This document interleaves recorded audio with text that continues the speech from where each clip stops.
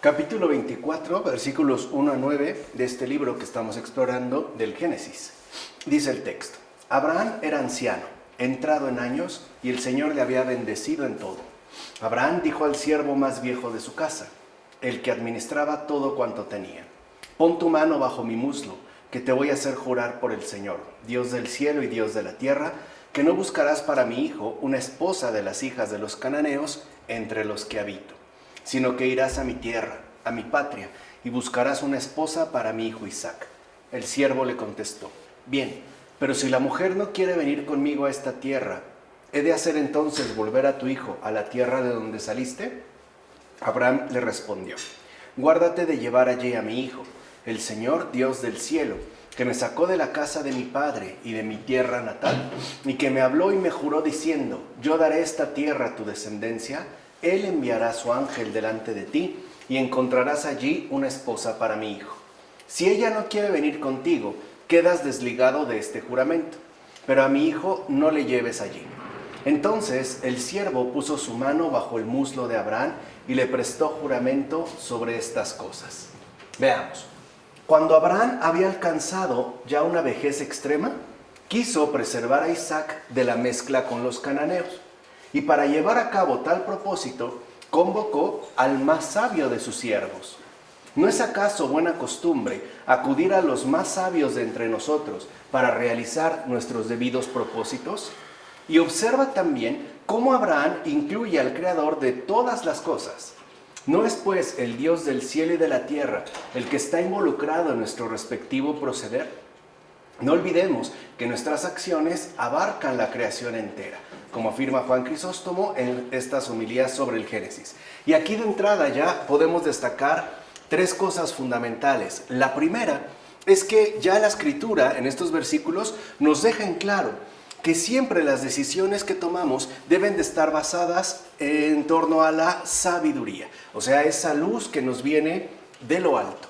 Puede ser que esta sabiduría se obtenga mediante un ejercicio intensivo de oración o bien, lo que sería más frecuente, por medio de ir a consultar a, como dice Juan Crisóstomo, los más sabios entre nosotros.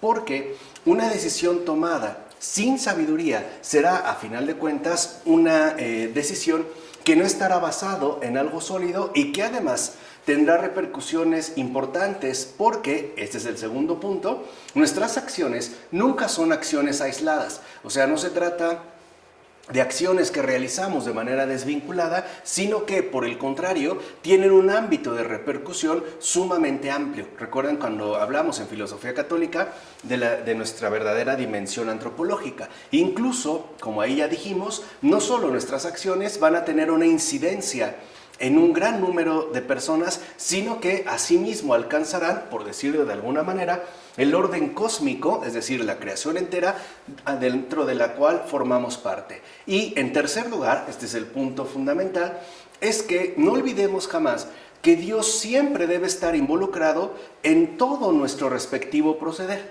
O sea, no podemos dejar a Dios a un lado, aun cuando se tratara de las situaciones más básicas u ordinarias, ¿no? Tendemos en la modernidad a vivir bajo esta tiranía de la división, tanto al nivel intelectual, como ya lo demostró Michel Henry, como a nuestro nivel vivencial. O sea, solemos pues suponer que Dios solo va a ser involucrado para algunas cuestiones en particular, ya sea por la gravedad del asunto o por el interés que tenemos en realizar tal o cual cosa. Y lo que aquí se muestra, lo que aquí ya nos muestra de entrada, nos enseña estos versículos, es que no. O sea, es que debemos involucrar al Señor, Dios del cielo y de la tierra, en todo aquello que nosotros realicemos aquí, en este mundo. Ya sea desde una situación doméstica que puede parecer ordinaria hasta la toma de decisiones que pueden resultar mucho más llamativas quizá por las implicaciones o las consecuencias que de ahí se van a desprender. Entonces lo que nos enseña pues el Génesis es que el creyente, es decir, el hombre de fe, es aquel cuya vida está plenamente implicada con la propia voluntad de Dios. O sea, el hombre de fe es aquel que permite que Dios quede involucrado en todos y cada uno de los ámbitos de su propia existencia. Además, el modo en que es llevado a cabo el juramento es decir, con las manos puestas en los genitales, implica lo siguiente. Al ver Dios que en el mundo se había deshonrado este miembro, Él mismo puso un signo de alianza sobre dicho miembro, de hecho, el más deshonroso de todos, para que se convirtiera en el más honrado de todos los miembros. Así pues, Dios no deja intacta la deshonra, sino que incluso la conduce a la debida honra, como afirma Efrén de Nisibi en el comentario sobre el Génesis. Y esto tiene a su vez un nivel espiritual. Significa que mediante este juramento, Dios deja en claro que aquel miembro más deshonrado, es decir, en este caso de la creación entera, o sea, el ser humano, no va a quedar en esta condición para siempre, sino que Él va a establecer una alianza por medio de la cual, incluso a pesar de esta deshonra, será conducido de nuevo a la humanidad entera hacia la honra que le había sido asignada desde el principio. Estamos hablando básicamente de nuestra condición encarnada. ¿No? Nosotros quedamos por el pecado en una deshonra ontológica. Bueno, por medio de la encarnación, entonces este miembro de la creación, el ser humano, que había quedado como el más deshonroso de todos debido a la gravedad de la caída en la que había incurrido, ahora va a ser reconducido mediante la alianza del Señor de lo más bajo a lo más alto. O sea, en pocas palabras, lo que debemos comprender es que Dios hace de lo más corrompido, y entiéndase por ello un pecador, una fuente renovada de alianza y bendición, es decir, un santo. Es aquí pues lo que ya se está manifestando. El obrar pues que Dios va a realizar sobre la tierra a partir de la fecundidad divina de la estéril, es decir, en este caso, de la iglesia. Bueno, dijo pues Abraham a su siervo: pon tu mano bajo mi muslo y presta juramento por el Dios del cielo y de la tierra. El bienaventurado Abraham no se equivocaba al mandar obrar a su siervo de esta manera.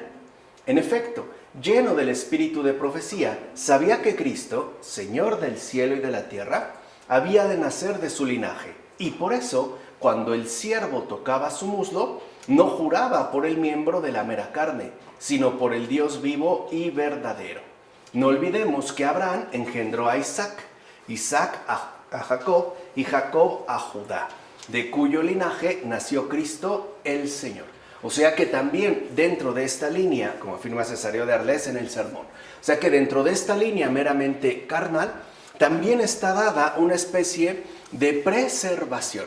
O sea, el Señor ha preservado este miembro inicial que correspondería materialmente al de Abraham, para que quede también protegido hasta la llegada de Cristo el Señor, cuyo linaje en efecto remite a Judá, a Jacob, Jacob a Isaac y finalmente Isaac a Abraham. O sea que el Señor está preparando, como ya lo habíamos comentado, ¿no?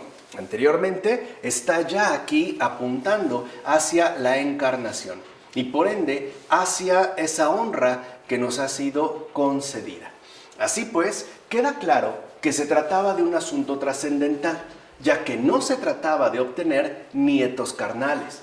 En efecto, Abraham no se preocupaba de su descendencia carnal, por eso menciona y hace intervenir ante su siervo al Dios del cielo y de la tierra. Así pues, ¿qué otra cosa significaba aquel juramento, sino que de la estirpe de Abraham había de tomar carne el Dios del cielo? Como menciona Agustín en su tratado sobre el Evangelio de Juan. Y es verdad. O sea, no es que Abraham estuviera meramente interesado en una generación carnal de nietos. Está realmente reconociendo la relevancia que tiene su descendencia en tanto apunta a la encarnación del Dios del cielo. O sea, la descendencia pues de Abraham es de vital importancia porque está implicada de manera directa en la redención de todo el género humano. Por eso Abraham, entonces, como menciona San Agustín en este tratado, deja en claro que no se tratará de una cuestión meramente natural, sino que está implicada mediante esta línea la llegada plena de lo sobrenatural, es decir, la encarnación del Señor. Por cierto, el matrimonio es un gran bien, pero es un bien tanto mejor en cuanto torna a los esposos más fieles al Señor. Y todavía más, si a los hijos que engendran según la carne, los crían y educan según el Espíritu, como menciona Agustín en Del bien del matrimonio. Y este paralelismo es muy interesante, porque hoy en día, al menos mediante este mundo secularizado, en el sentido en el que nos lo enseñó, por ejemplo, Charles Taylor, solemos pensar que la educación que debemos brindar a los hijos debe estar basada, sobre todo, en un alto pago de colegiatura, o bien en la inscripción a un cierto colegio de renombre. Y no es verdad. O sea, para un matrimonio, semillero de santos, como bien lo sabemos, cuando estos se juntan sobre todo para ser más fieles al Señor por medio de esta batalla doméstica, ¿no? Esta gran escuela de caridad que es el matrimonio, y además se brindan hijos a este matrimonio, hijos según la carne, debemos entender que la educación fundamental, es decir, la educación más esencial que deben recibir, no es aquella que suele promover el mundo, sino que deben de tener una verdadera formación, es decir, una verdadera educación según el Espíritu, es decir, según la verdad. Por eso a los hijos lo primero que hay que darles son bases sustanciales de vida cristiana. Y a partir de estos cimientos, todo lo demás podrá ir encajando, pero no lo podemos omitir. De ahí pues que también, al menos como católicos, debamos replantearnos qué entendemos por la educación de vida a los hijos. Y aquí por lo menos tenemos ya una respuesta. Pues bien, es claro que con el juramento de Abraham se testifica que Cristo, Dios del cielo, había de venir carnalmente desde la familia de Abraham. En efecto, el juramento hecho por Abraham prefigura ya la encarnación del Señor. Si se dan cuenta, este es el punto central que los padres destacan a partir de estos versículos, sobre todo a partir del juramento realizado. En este caso, por muslo se significa la familia. Así pues, que habría de venir en carne el Dios del cielo y de la tierra, se daba a entender por medio de tal mención, ya que con eso se apelaba a la familia de Abraham. Y como ya hemos visto en ocasiones anteriores, esta familia de Abraham es doble. Tiene una familia netamente carnal, que remitiría al antiguo pueblo de Israel, pero también tiene una familia netamente espiritual, que es la iglesia del Señor. Ahora bien, por medio de Isaac se cumpliría la promesa del Señor. Por eso se dice, en tu familia serán bendecidos todos los pueblos, es decir, en Cristo, del que dice el salmista, en él serán bendecidas todas las tribus de la tierra, ¿no? Como afirma San Isidoro en Sobre la Fe Católica. O sea que no era un juego la descendencia de Abraham, porque, como repito, estaba de por medio la redención de todas las tribus de la tierra, o sea, de la humanidad en su conjunto. ¿Has visto ya la orden que el patriarca da al siervo? No pases por estas palabras ociosamente. Más bien, considera el propósito del justo Abraham y medita cómo en los tiempos pasados no reparaban en la abundancia de posesiones ni en una gran fortuna, esclavos, tantos acres de tierra o el encanto de la belleza externa, sino que más bien buscaban la grandeza de alma y la nobleza de las costumbres, algo que de hecho en el mundo contemporáneo está casi extinto. Es decir, tanto la grandeza de alma como la correspondiente nobleza de las costumbres. No olvides que cuando el patriarca vio la maldad de los habitantes de Canaán, acuérdense que Abraham ya había estado ahí, comprendió de inmediato lo importante que es tener un compañero de buenas costumbres. Por eso acudió a su siervo y actuó preocupándose por el alma entera de toda su descendencia, como afirma Juan Crisóstomo en sus homilías sobre el Génesis. Y tiene razón, esto es justo la educación cristiana. O sea, la verdadera educación cristiana no depende tanto de la inversión económica que hacemos en los colegios. Depende sobre todo del arraigo necesario para que se logre, ¿no?, acrecentar esa grandeza de alma que se ve reflejada ante todo en una plena nobleza de las costumbres. Y esto desde la edad más pequeña. Por ejemplo, uno de los deberes fundamentales de todo padre cristiano es enseñar, evidentemente con el ejemplo, a sus hijos a no mentir. Esa es o sea, tiene que darse un compromiso definido con la verdad, aun cuando se tratara de un niño o de una niña en la más tierna infancia. ¿Por qué? Porque lo que se nos ha encomendado no solo son cuerpos, ante todo se nos han encomendado almas. O sea, la descendencia pues que se nos ha concedido tiene que estar basada en una educación que no pierda de vista para nada esa realidad sustancial de la que hoy se habla prácticamente muy poco, llamada alma. Por eso es tan importante, por ejemplo, el trabajo de la doctora Laura Bossi, Historia Natural del Alma, donde nos vuelve nuevamente a reactualizar en torno a esta cuestión que hoy es por demás fundamental volver a tomarla en serio. De hecho, fíjense, esto es importante, y ahorita entendemos el porqué de la educación cristiana.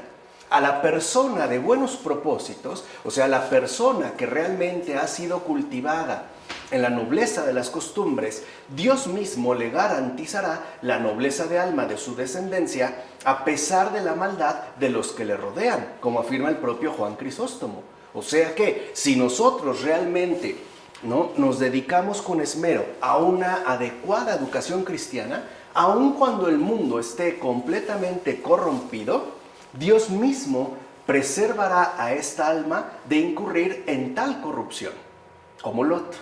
Acuérdense, o sea, ya nos había dejado claro el Señor que sí es posible mantenerse en la virtud a pesar de que se viva en Sodoma, pues, ¿no? Por decirlo en pocas palabras. Y esa es una gracia. O sea, los esfuerzos que nosotros hacemos por el bien del alma de los demás, por ejemplo, en este caso, por el bien de los hijos, no quedará sin la respectiva parte que Dios aporta, la preservación de la corrupción. O en términos más positivos, Dios mismo va a garantizar que esa nobleza de alma que se ha intentado transmitir se mantenga a pesar de la maldad circundante. Esto, vuelvo a insistir, creo que es como muy actual y muy fundamental para el mundo contemporáneo. Entonces, esto nos enseña a poner nuestra confianza en aquel que, siendo Dios, puede mantener el alma recta hasta el final a pesar de todo. Cosa que, humanamente hablando, nosotros no podemos. Por ejemplo, ¿cuántas veces nos esmeramos en que nuestros hijos se mantengan en una cierta rectitud y vemos que no ha habido resultados? Incluso podemos experimentar dolorosamente que nuestros hijos, o al menos algunos de ellos, se han desviado del camino. Lo primero que ocurre es una frustración tremenda, ¿no? Hay un dolor intenso en el corazón del padre o de la madre, porque no ha logrado mantener esta rectitud de alma. Pero lo que olvidamos es que al final está más allá de nuestras propias posibilidades. En todo caso, el único que puede garantizar la preservación de la nobleza de alma es Dios mismo. Por eso los hijos, desde recién nacidos, incluso desde antes de nacer, desde que están en el vientre, tendrían que ser consagrados al Señor e incluso a la Virgen María. Con esto reconocemos en humildad, por un lado, nuestra impotencia y por otro lado, la grandeza de Dios para realizar estos prodigios. O sea, que un alma, si lo quieren ver en términos más sencillos, se conserve humana a pesar de tanta inhumanidad circundante. Y no es necesario hacer un rito especial o sobresaliente. Basta con que la pareja se presente delante del Señor, delante de la Virgen y del corazón consagre sus hijos a ese cuidado que nosotros en definitiva no vamos a poder dar. En efecto, con este pasaje de la Escritura se nos enseña que el Dios del cielo y de la tierra es quien dirige de manera conveniente el rumbo de todos aquellos que a Él se encomiendan, ya que Él muestra una preocupación constante por sus servidores. Y aquí está la clave. No es a veces que, Dios nos desproteja, es que no le hemos permitido un obrar libre en nosotros, o por ejemplo en nuestros hijos, simple y sencillamente porque no nos hemos encomendado a Él, o no les hemos encomendado a Él a nuestra respectiva descendencia, ¿no? Hemos preferido hacerle a un lado y obrar según nuestros respectivos criterios. Y recordemos que el Señor no es desatento, ya lo habíamos dicho hace un tiempo, Dios es todo un caballero.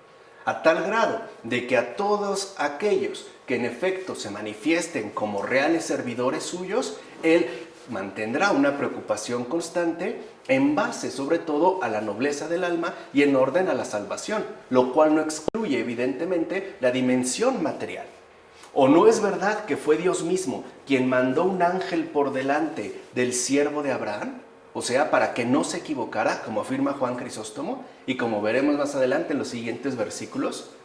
Porque claro, el siervo era sabio, pero no era finalmente tan sabio como para entender cabalmente la relevancia que tenía la elección de una esposa para Isaac.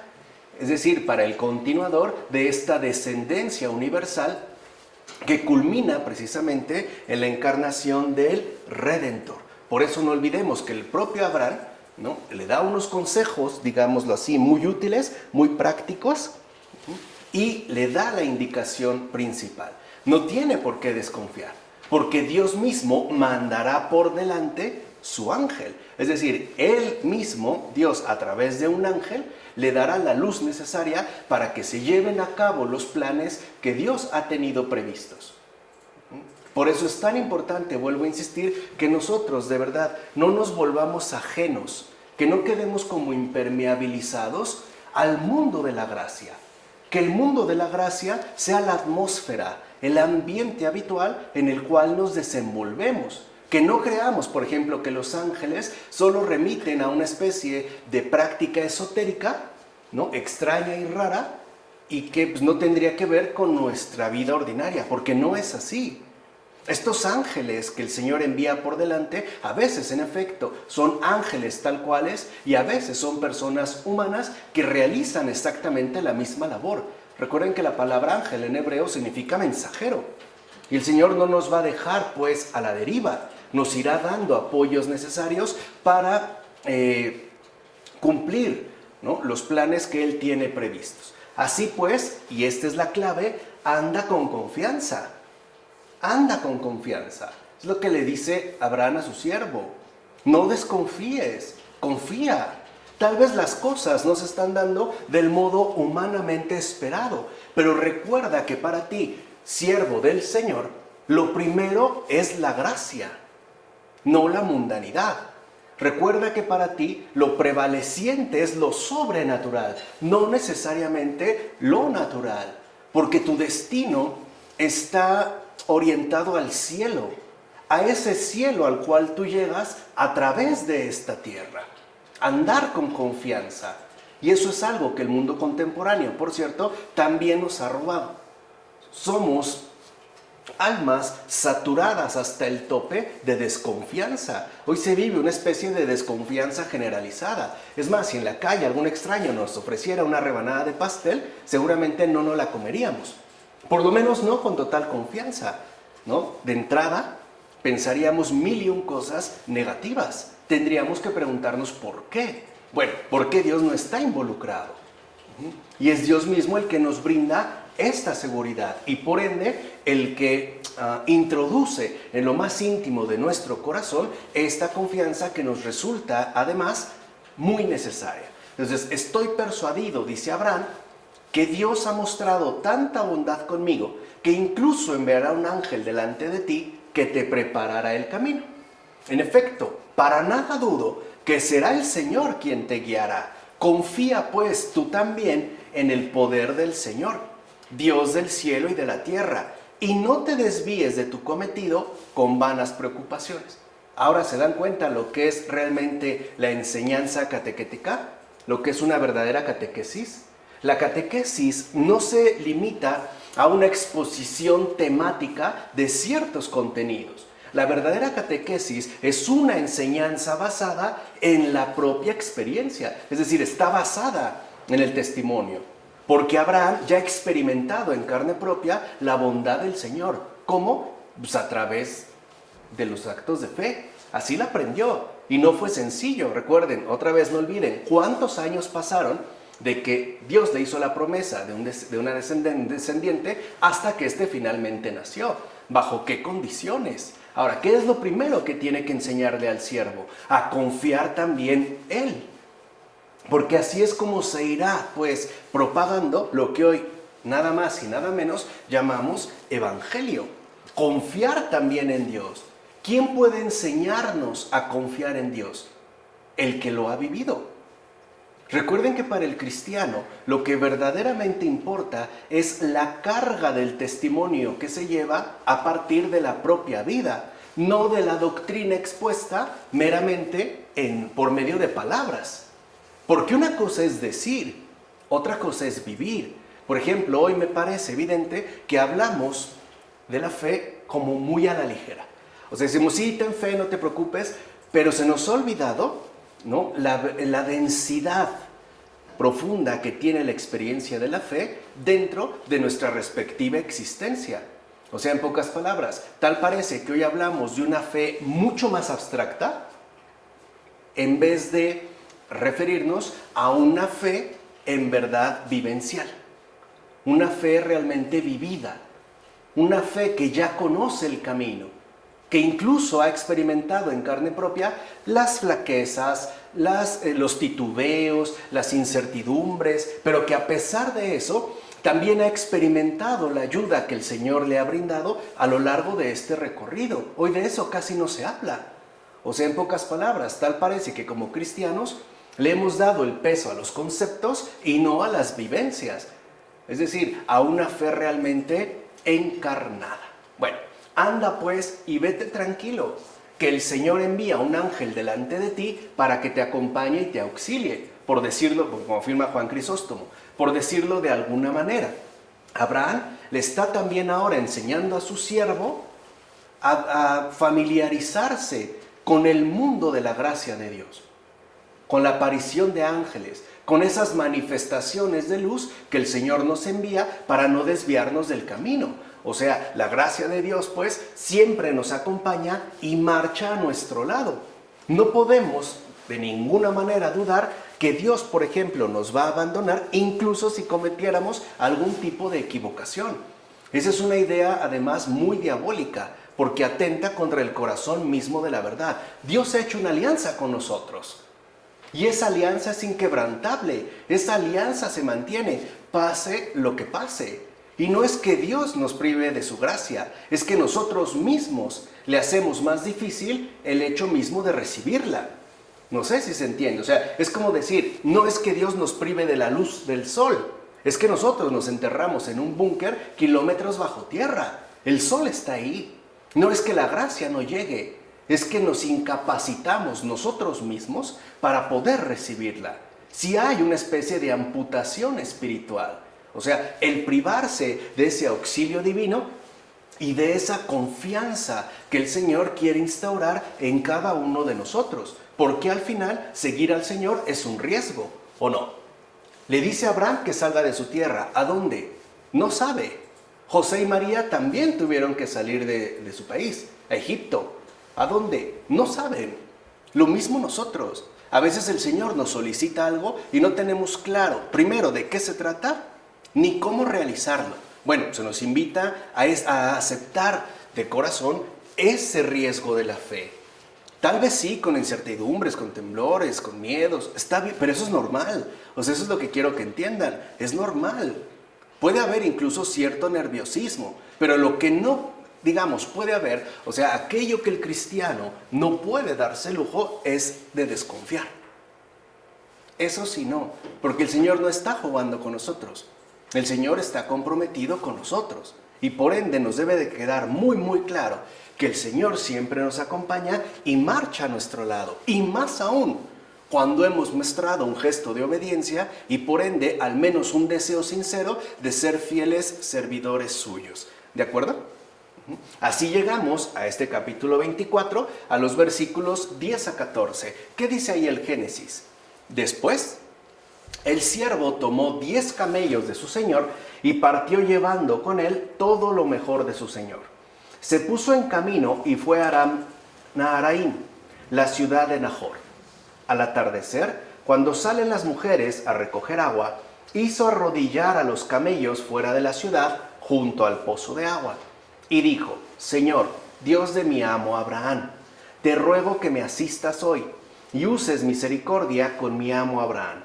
voy a quedarme junto a la fuente de agua, y cuando las hijas de la gente de la ciudad salgan a cargar agua, entonces la joven a la que le diga, inclina tu cántaro, por favor, para que pueda beber, y ella me responda, bebe, y además voy a observar tus camellos, esa has destinado para tu siervo Isaac. Así conoceré que has usado misericordia con mi amo. Fíjense, sin comentar nada, ya vemos el efecto del ejemplo de Abraham. ¿Qué es ya lo que aprendió el siervo? A acudir a Dios, a involucrar a Dios en sus asuntos. Porque para este siervo algo debe de quedar extremadamente claro. Dios jamás puede quedar fuera de todo nuestro respectivo proceder. O sea, no podemos pues prescindir de Dios de ninguna manera. Repito, así nos parezca algo muy tonto, hasta en situaciones que verdaderamente, según nuestro criterio, lo ameriten. Entonces, ¿qué es lo que ya le enseñó Abraham a su siervo? La invocación, que ya también se había mencionado versículos anteriores. Entonces, de entrada, observa bien cómo el siervo, gracias a la enseñanza del patriarca, tiene una buena disposición e imita la piedad del justo. Porque también es cierto que la fe se puede adquirir por imitación, o sea, por una presentación real a partir de un testigo fiel. Así, no es una cuestión que se dé meramente a través de una doctrina, porque hay circunstancias en las que a lo mejor tú puedes aconsejarle a otra persona que tenga fe, y la primera pregunta que le invade, y es obvio, es ¿cómo?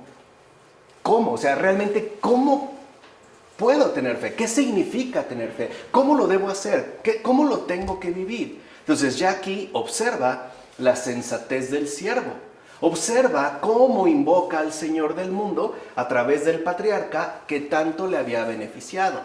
Nunca olvides que el Dios de todas las cosas concede gran importancia a la virtud de los justos, como afirma Juan Crisóstomo. ¿Por qué les concede ya gran importancia el Señor a la virtud de los justos? Porque serán, por decirlo de alguna manera, influencia benéfica para muchos otros. Esta es la corriente escondida de gracia que rodea el mundo entero. Y aparte es una corriente invisible, porque se transmite de corazón a corazón. No es algo que nosotros vamos a ver explícitamente dado, como por ejemplo la construcción de una casa.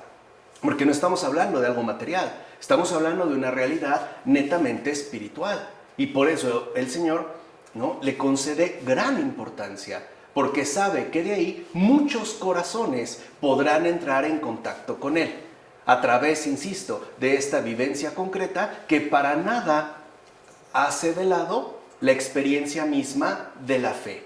Y aquí, fíjense, ya se pondrá entonces de manifiesto la importante comunión de los santos. Porque a veces pareciera que nosotros pensamos en la comunión de los santos como aquellos que de una u otra manera ya están en el cielo. Pero no solo es así. La comunión de los santos también se vive aquí en la tierra. Sí hay también una comunión de los santos terrenal.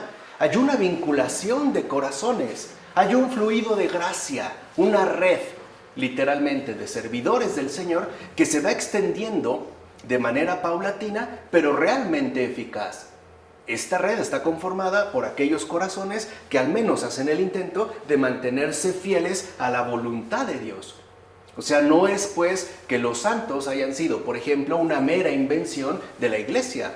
No son más que la materialización de aquello que desde el Génesis, ¿no?, ya se nos está presentando. Ahora, considera la prueba del siervo. No quiere tomar como esposa para su señor Isaac más que a una virgen hallada digna. Y no solo virgen, sino de alma igualmente bella, es decir, fiel en sus respectivos deberes.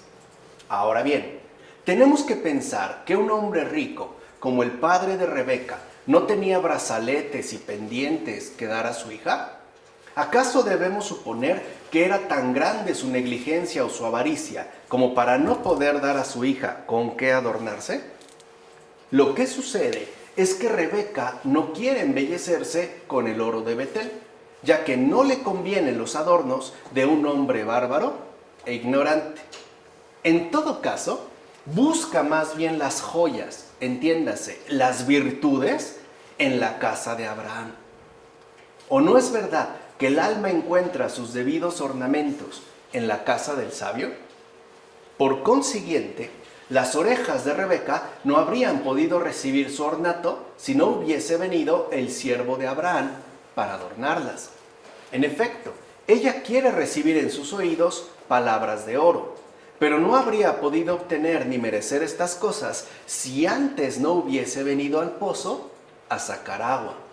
Y tú, que no quieres venir a las saludables aguas, que no quieres recibir en tus oídos las palabras de oro de los profetas, ¿cómo vas a poder estar equipado con la belleza de la doctrina, adornado con la nobleza de las obras y la grandeza de las buenas costumbres, como afirma Orígenes en sus homilías sobre el Génesis?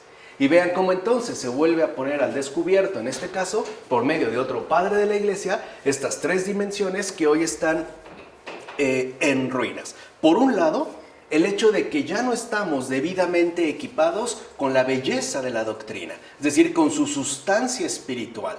Segunda, que tampoco tenemos el adorno que nos aporta la nobleza de las obras.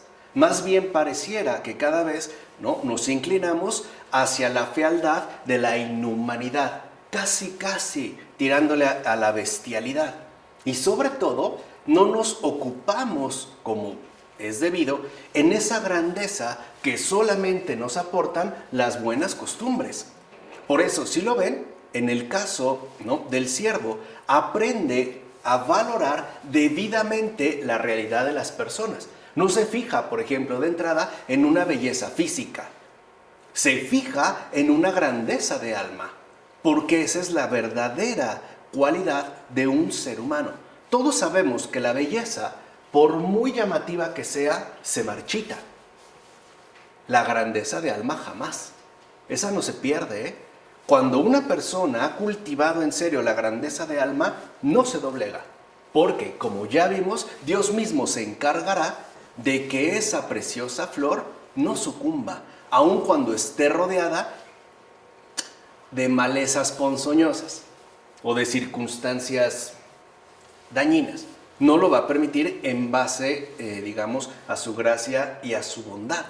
Entonces nosotros realmente también deberíamos cuestionarnos en algún momento cuáles son mis verdaderos adornos. O sea, cuando nosotros seamos llamados ante el Señor, vamos a llegar con adornos.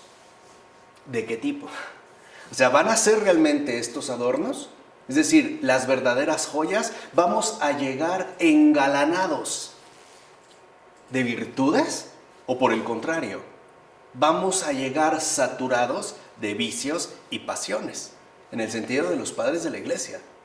Pero con algo hemos de llegar. Por eso es tan importante que nosotros no descuidemos, vuelvo a insistir, la necesidad de cultivar desde la más temprana edad la nobleza de las buenas costumbres, o sea, la grandeza de alma. Observa entonces la sagacidad del siervo de Abraham, que conocía bien la hospitalidad de este patriarca. ¿Ven cómo esos criterios los ha adquirido de la ejemplaridad de Abraham? Es decir, de su trato con él, de su convivencia con él. Por eso convenía que la joven que habría de ser elegida tuviera cualidades semejantes a las del justo. En efecto, el enviado solo desea descubrir a la joven indicada por su carácter hospitalario y no necesita ninguna otra prueba, ya que con eso se manifiesta la generosidad del carácter. Solo con eso, no se necesita más. Cuando una persona... Ella mostró mucha caridad al dar a los camellos también. Sí, lo veremos adelante. Sabemos que en este primer momento, con eso, ya se manifiesta generosidad del carácter. O sea, ahí hay un tesoro. Ahí realmente hay un tesoro. Si una persona no tiene este carácter hospitalario, si una persona es envidiosa, por ejemplo, ahí no hay un tesoro, ahí hay un veneno, que además hará muchísimo daño. Si no se manifiesta esta generosidad del carácter, algo grave está pasando en esa alma. Por eso, fíjense, con su ofrecimiento de ir a cuidar también a los camellos, dio muestras suficientes de que era la persona conveniente, o sea, una persona con suficiente nobleza de espíritu. Y ahí está la diferencia, como bien lo notó Juan Crisóstomo. Tenemos que comenzar por la nobleza de alma, las buenas costumbres, y por medio de este itinerario alcanzar ahora la nobleza de espíritu. ¿Y qué es realmente la nobleza de espíritu? La caridad. No hay otra vía. No es que nosotros nos debamos conformar con lo mínimo. De hecho, tendríamos que aspirar siempre a lo máximo. Y lo máximo en esta línea no es solo darle de beber a uno, es darle de beber a todos aquellos que le acompañen. Ahí es donde ya alcanzamos la nobleza de espíritu, es decir, el ejercicio de la caridad. Pero uno no llega a la nobleza de espíritu si no ha desarrollado debidamente la nobleza de alma. O sea, eso es lo que nos enseñaron, ¿no? La terapéutica de las enfermedades espirituales, los padres de la iglesia. Uno no va a llegar a la salud si previamente no ha superado la enfermedad. Y hoy lo que queremos es como brincarnos pasos. Queremos, por ejemplo, que nuestros hijos sean muy caritativos cuando ni siquiera les hemos enseñado a ser generosos. No lo conseguimos. No es una cuestión que se dé en automático. Piensa pues, querido hermano, que esta mujer ofreciera agua de beber a un completo desconocido para ella y que incluso se ofreciera para dar de beber a todos los camellos, era muestra clara de la nobleza de su alma. Ahora bien, ¿por qué me refiero a la simple donación de agua? En efecto, a veces sucede que algunos se aproximan a los que llevan antorchas para pedirles que esperen un poco a fin de que puedan encender sus lámparas y no acceden a tal petición. Y eso que aunque fuesen miles los que encendieran sus lámparas, el fuego jamás se agotaría. Pues bien, una mujer, por el contrario, que portaba un cántaro sobre sus hombros, no solo no se enojó por lo que se le pedía, sino que incluso sobrepasó con generosidad la petición que se le hiciera llegar. Ahora entendemos por qué Jesús va a decir, al que te pida el manto, dale también la túnica. ¿Quién hace eso? El que tiene nobleza de espíritu. Ya no solo nobleza de alma. ¿O no es verdad que por propia iniciativa se apresuró también a dar de beber a los camellos? Como afirma igual Juan Crisóstomo. Entonces, ahí se trata de un sobrepasar, no de un limitar, no de un cortar, al contrario, manifestar pues esta nobleza de espíritu que se ve reflejada en la grandeza plena de la caridad. Ahí es donde se empieza entonces a experimentar la verdadera comunión de los santos.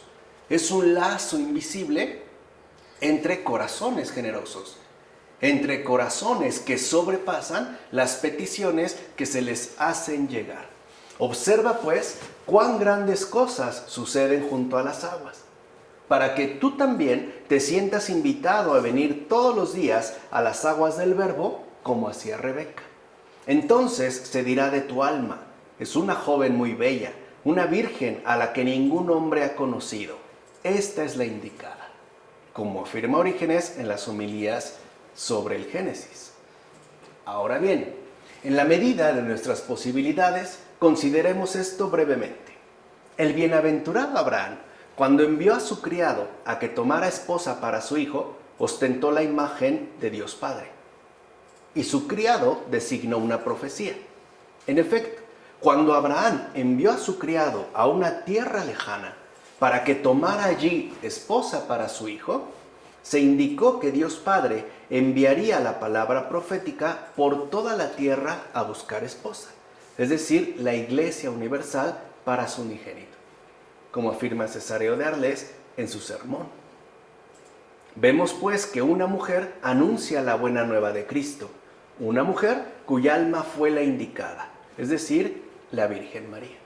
También ya se está hablando pues de la Virgen María, y vean de qué manera tan sutil, tan sencilla, nada ostentosa, como se dio cuenta muy bien Orígenes en su comentario al Evangelio de Juan. Este anuncio pues dado, ¿no?, de ir a buscar a la mujer indicada a tierras lejanas, era también lo que iba a hacer el Señor. Ahora la esposa del Señor es la Iglesia. Y además, este anuncio viene dado por una mujer, un alma verdaderamente indicada, o sea, la Virgen María. Así llegamos a los versículos 15 a 21 de este capítulo 24. Aún no había acabado él de hablar cuando salió Rebeca, hija de Betuel, el hijo de Milcá, esposa de Nahor, hermano de Abraham, con su cántaro al hombro. La joven era muy hermosa, era virgen y no había conocido varón. Bajó a la fuente, llenó su cántaro y volvió a subir. El siervo corrió a su encuentro y le dijo: por favor, déjame beber un poco de agua de tu cántaro. Ella contestó: bebe, señor. Y enseguida bajó el cántaro a las manos y le dio de beber. Cuando terminó de darle de beber, le dijo: voy a sacar agua también para tus camellos, hasta que acaben de beber. Rápidamente vació el cántaro en el abrevadero y fue corriendo al pozo a sacar más. Y sacó para todos los camellos. El hombre le miraba en silencio, hasta saber si el Señor había dado éxito a su viaje o no. Estas narraciones son una instrucción para las almas, es decir, una doctrina espiritual que te instruye y te enseña a venir diariamente a los pozos de las Escrituras, tal y como hacía Rebeca. Ella, en efecto, no se hubiese unido en matrimonio con un gran patriarca como Isaac si no hubiese sacado esta agua, y además con tal cantidad que pudo asimismo abrevar a los camellos. De hecho, Cristo quiere desposarte con Él también a ti. Y porque quiere en efecto desposarte con Él, te envía por delante a este siervo. Dicho siervo es la palabra de los profetas. Así pues, si antes no acoges esta palabra, no podrás unirte en matrimonio con Cristo. Ahora bien, debes saber que nadie acoge la palabra profética sin ejercicio y sin conocimiento, ya que solamente la acoge el que sabe sacar agua de lo profundo del pozo. Y además, sabe sacarla en tal cantidad que incluso basta para dar de beber a los que parecen irracionales y perversos. De ellos son figura los camellos. Así pues, Rebeca, que significa paciencia, cuando vio al siervo, depuso la arrogancia de la elocuencia griega y más bien se inclinó ante la presencia del humilde siervo, como afirma Orígenes. O sea que en la pura reacción de Rebeca ya vemos justo lo importante, cómo esta grandeza de alma se verá reflejada sobre todo en la humildad, en el hacer de lado la arrogancia, que nos puede llevar incluso a despreciar al prójimo, bien porque no lo conocemos, porque no nos agrada, porque no le soportamos, etc. O incluso una arrogancia que en realidad se ve mediante la ausencia de paciencia. Por ejemplo, en el mundo contemporáneo es muy común tener siempre a la mano un pretexto. Nunca tenemos tiempo, siempre se nos hace tarde, siempre estamos metidos en mil y un cosas. Pero eso es arrogancia. O sea, esa es justo la arrogancia de no tener la disponibilidad para acudir al pozo.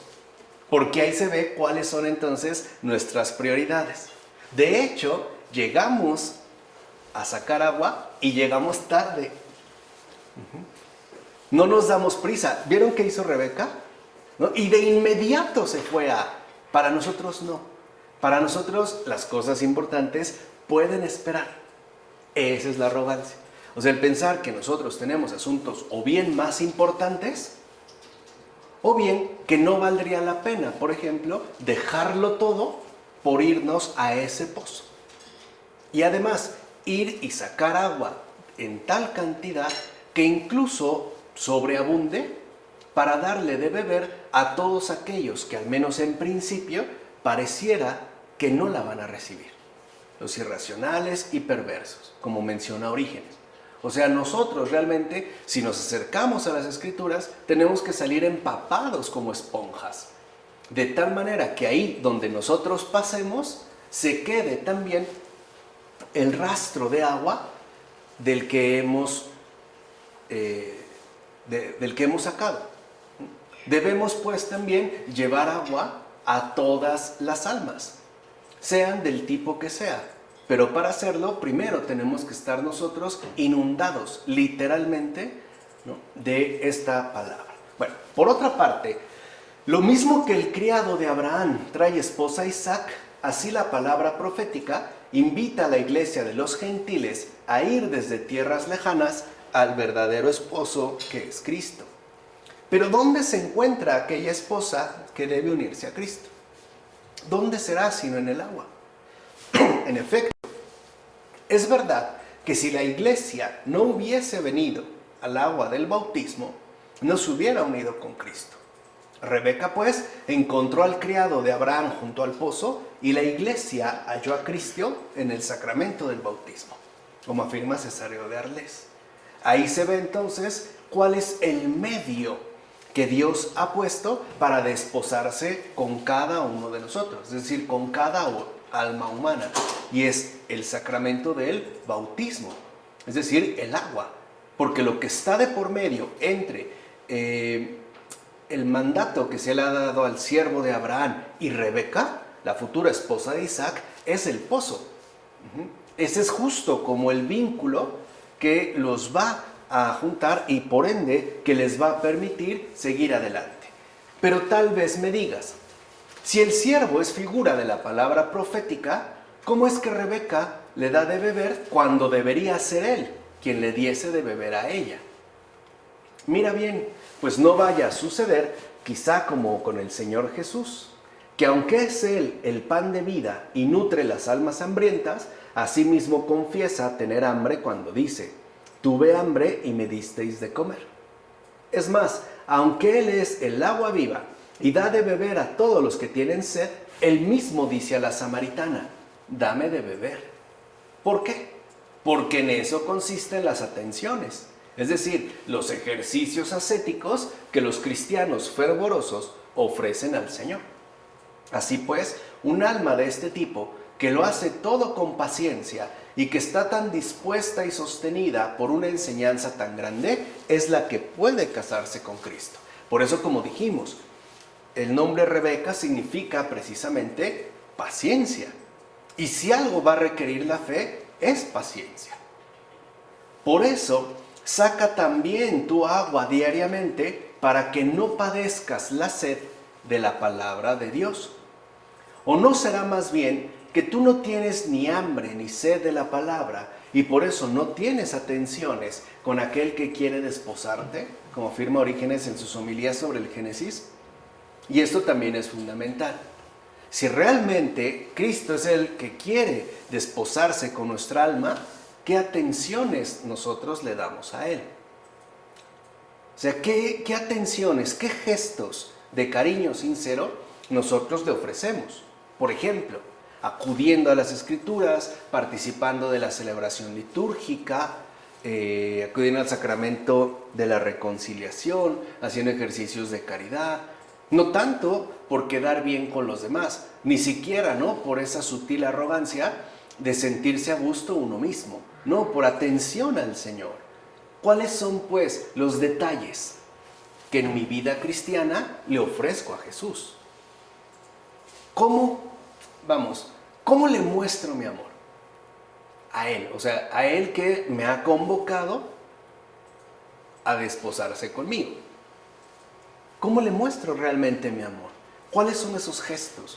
No dependerá, si ustedes lo ven, de situaciones meramente externas, sino que tendrá que ver con la disposición interna, es decir, espiritual, que cada uno de nosotros posea.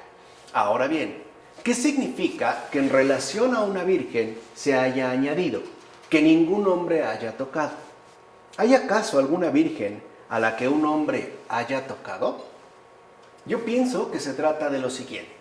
Como Cristo es llamado esposo del alma y ésta se une a Él cuando viene a la fe, así es contrario a Él el hombre que desposa el alma cuando ésta se vuelve a la incredulidad. Así pues, no basta la castidad corporal, ya que también es fundamental la castidad espiritual.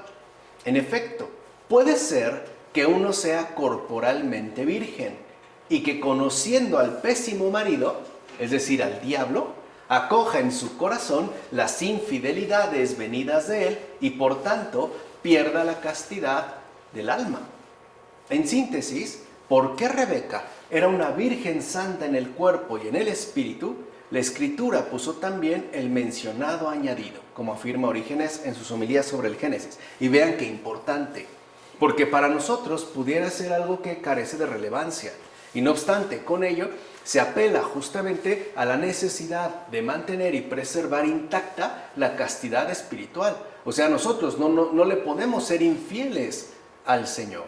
¿Cómo le somos infieles al Señor? Cuando acogemos en el corazón las infidelidades propuestas, sugeridas por el diablo, el antiesposo, si lo quieren ver así.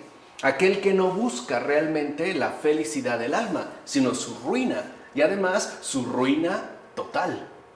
Por eso, no solo debemos de insistir en la necesidad e incluso en la relevancia de la castidad corporal, sino que también debemos nosotros fomentar la castidad de alma, que si lo ven, también es parte pues de la verdadera educación cristiana. Por otra parte, observa bien el celo que mostrará Rebeca. En efecto, como bien sabemos, se apresuró y vació el cántaro y corrió al pozo. Con esto se pone de manifiesto la extraordinaria diligencia de aquella muchacha, pues ni lo rehúye porque no lo conoce, ni con la excusa de ser prudente rehúsa su petición.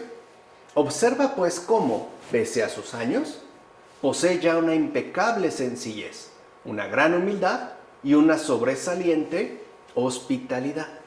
¿Qué riqueza podría ser más estimada que esta? ¿Acaso hay algún tesoro que pueda considerarse preferible a este modo de ser? Por supuesto que no. Este es el tesoro invaluable que jamás se consume. Por eso les decía, esto también nos debe de hacer pensar a cada uno de nosotros qué es realmente, o cuál es, mejor dicho, el tesoro que nosotros queremos transmitir a nuestros respectivos hijos. ¿De qué riqueza se trata? ¿Es una riqueza basada en un impecable modo de ser? ¿O por el contrario, es una riqueza material sometida tarde o temprano a la desaparición, incluso a la corrupción? ¿Cuál es pues el tesoro invaluable que nosotros queremos legar a nuestros hijos, incluso a la gente que nos rodea? Creo que estas tres características serían como muy importantes, ¿no?, de inculcar en el alma. Una impecable sencillez, que el alma no sea ostentosa, que no sea pues arrogante, que sea sencilla, una gran humildad y al mismo tiempo una sobresaliente hospitalidad. Por eso ya vimos por qué para los padres de la iglesia la hospitalidad jugaba un papel fundamental, puesto que la hospitalidad era, digamos, una manifestación clara de un gran espíritu. Así entonces llegamos ya a los versículos 22 a 27 de este capítulo 24. Cuando los camellos acabaron de beber, el hombre le ofreció un anillo de oro de medio siclo de peso para la nariz y 2 pulseras de oro de 10 siclos para los brazos. Y le preguntó: ¿de quién eres hija? Dímelo por favor. ¿Tendremos sitio en casa de tu padre para pasar la noche?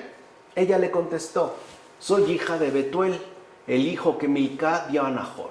Y añadió: en casa hay paja, forraje abundante y sitio para pasar la noche. Aquel hombre cayó de rodillas y adoró al Señor diciendo: bendito sea el Señor, Dios de mi amo Abraham, que no ha cesado de usar misericordia y fidelidad con mi amo. Al ponerme en camino, el Señor me ha conducido a casa del hermano de mi amo.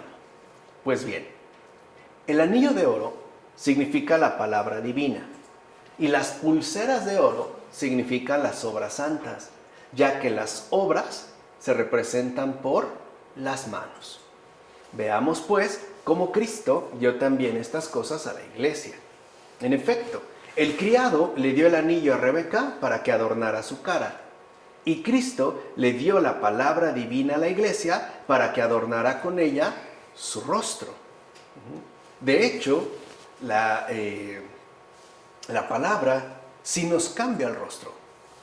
nos da un rostro luminoso, un rostro, por decirlo así, genuinamente humano. Y es lo que estamos hablando, en este caso, nada más del anillo, tal y como hiciera el criado de Abraham con Rebeca. El criado regaló pulseras para los brazos de Rebeca y Cristo puso en manos de la iglesia las obras santas. Alegraos, hermanos, y dad gracias a Dios, porque por la gracia de Cristo, lo que fuera figura se ha hecho realidad en nosotros, como afirma Cesareo de Arles en ese sermón. Es decir, aquí ya se nos apunta algo en figura, algo llamado a hacerse realidad. Esta realidad, pues, tendría que darse ya de lleno en la auténtica esposa de Cristo, es decir, en la iglesia. Por otra parte, date cuenta de lo siguiente. Rebeca venía ya dotada de nobles adornos para la unión espiritual. Y lo mismo pasa con la iglesia, cuya belleza se distingue por el escuchar y el obrar. Aunque también es cierto que esto lo podemos referir al alma, que al someter las pasiones del cuerpo, las dirige a los deberes de las virtudes y por tanto a la unión espiritual, que es ya justo lo que nosotros habíamos mencionado. Es decir, comenzamos por un ejercicio razonable en las buenas costumbres, ¿no? El deber pues de las virtudes, para que podamos acceder a esa grandeza mayor que sería la grandeza espiritual. Porque es justo ya en esa dimensión espiritual donde se lleva a cabo la verdadera unión con Dios mismo, la unión con el Señor. Ahí se alcanzaría pues ese grado máximo de perfección. Ahora considera la respuesta de Rebeca cuando el siervo le pregunta si hay un lugar en su casa y de quién era hija. Ella de inmediato menciona a su padre y a su abuelo. Observa pues la buena voluntad de la joven. Fíjense, la buena voluntad. En efecto, ella ofrece más de lo que se le pide. Esa es buena voluntad. ¿Se acuerdan cómo hace un momento hablamos del sobrepasar? O sea, una persona de buena voluntad es la que ofrece más de lo que se le pide. Esa es buena voluntad. Si una persona da única y exclusivamente lo que se le pide, por ejemplo, si a una persona le solicitan un pan y esa persona da un pan, no tiene buena voluntad, solo tiene voluntad, nada más. Pero si la persona, a otra persona, se le pide un pan y esa en lugar de dar un pan, da 2 panes, esa sí tiene buena voluntad.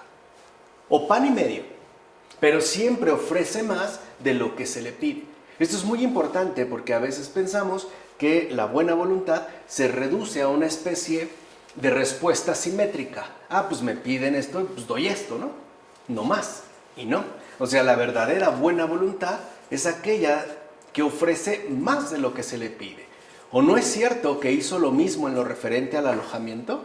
¿Se acuerdan? Primero no solo le ofrece de beber a él, también ella misma, ¿no? Por propia iniciativa, dice que va a ir y darle de beber a los camellos hasta que prácticamente dejen de beber, o sea, hasta que su sed quede colmada. Bueno, ¿no hace lo mismo con el alojamiento? Cuando dice, sí, mira, hay forraje sobreabundante, hay esto, hay el otro, tal cual. Por eso el criado quedó sorprendido. Es decir, se dio cuenta que el Señor se había manifestado ante él. Y aquí está la otra clave fundamental. Dios, en efecto, se hace siempre presente con un gran favor concedido, o sea, con la sorprendente manifestación de su providencia. Por eso es tan importante la buena voluntad, que espero que ya haya quedado clara. Porque ahí donde hay buena voluntad, es decir, ahí donde se ofrece más de lo que se pide, ahí se hará presente la providencia de Dios. Ahí pues se dará una clara manifestación de su bondad, de su presencia pues real en este mundo. Por eso entonces de ahí es donde proviene la verdadera importancia de la buena voluntad. O sea, si nosotros pues no tenemos realmente buena voluntad, entonces Dios pasará de incógnito. Será un Dios concepto, un Dios de palabra, pero no un Dios vivo de testimonio, que se expresa, que se pone al descubierto, ¿no? Por medio de los gestos y por medio de nuestras respectivas actitudes ante las situaciones diversas que la vida misma nos va poniendo. ¿De acuerdo?